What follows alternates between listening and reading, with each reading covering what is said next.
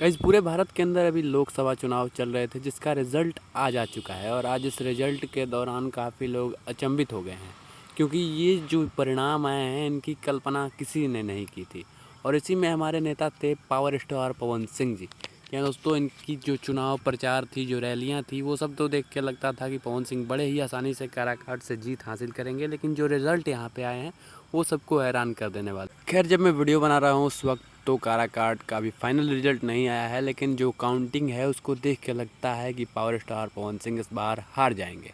और कहीं ना कहीं इसमें सबसे बड़ी गलती जो है वो पवन सिंह के लोगों की ही है। जी हाँ दोस्तों, अभी कुछ समय पहले की बात है कि काराकाट जो पोलिंग बूथ था वहाँ से एक खबर निकल के आई है कि पवन सिंह जो हैं वो 16,000 वोटों से आगे चल रहे थे और गिनती के दौरान उनके लोग जो हैं पोलिंग बूथ से बाहर निकल के शायद नाश्ते के लिए चले गए और उसी समय से पवन सिंह का वोट गड़बड़ा गया और वहाँ पे जो माले के नेता हैं राजा राम कुशवाहा वो जीत रहे हैं। अभी भी गिनती चल रही है, लेकिन जो फासला है, जो दूरियां हैं, जो वोटों की दूरियां हैं वो बहुत ही बड़ी हैं, जिसे देख के लगता है कि पवन सिंह इस दूरियों को अब नहीं भर सकता है, क्योंकि जो काराकाट में पवन सिंह और राजा राम कुशवाहा के बीच जो वोटों की दूरियां हैं वो सीधे 1 लाख पार हो चुकी है। वो एक बड़ी संख्या है, 1 लाख भरना, जिसे पूरा करना पवन सिंह के बस की बात नहीं है। जब तक पूरे दिन तक नहीं कर पाए तो अब तो भैया असंभव है, जिसे देख के लगता है कि पवन सिंह की हार पक्की है।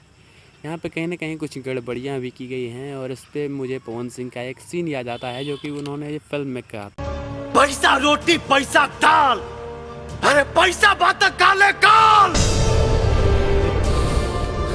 जब आदमी के परछाई आदमी से बढ़न हो जाए ना तो समझ लेवे के चाहे कि सूरज डूबे के समय हो गई। खैर, पवन सिंह तो चुनाव हार गए, लेकिन पवन सिंह काराकाट की जनता का दिल जीत गए, क्योंकि आज से पहले काराकाट के अंदर किसी भी निर्दलीय उम्मीदवार को इतना वोट नहीं मिला था।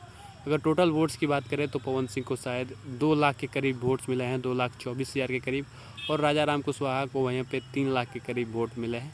और कहीं ना कहीं पवन सिंह इस वक्त 2 नंबर पे लीड कर रहे हैं। वैसे आप पवन सिंह की हार के पीछे किसको जिम्मेदार ठहराते हैं? कमेंट में अपनी राय जरूर देना। मिलते हैं अगले वीडियो में, तब तक के लिए जय हिंद, वंदे मातरम, हर हर महादेव।